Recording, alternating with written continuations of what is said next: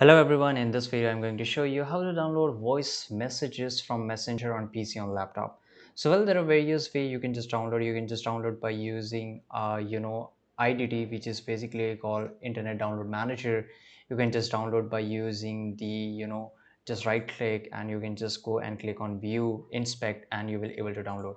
But this is the easiest way which I have found and this works perfectly fine. You have to just go to Chrome Web Store. So here just go to new tab here and just type here Chrome Web Store and just search for it.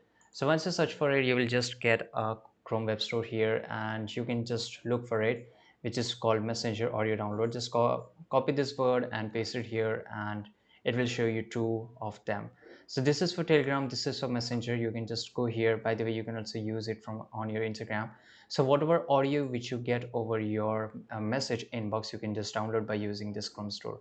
So you have to just right click on the top right and you can see, you can just view this exactly like here and you can just download each and every simple audio and the normal one. I hope you found this video very useful. Subscribe.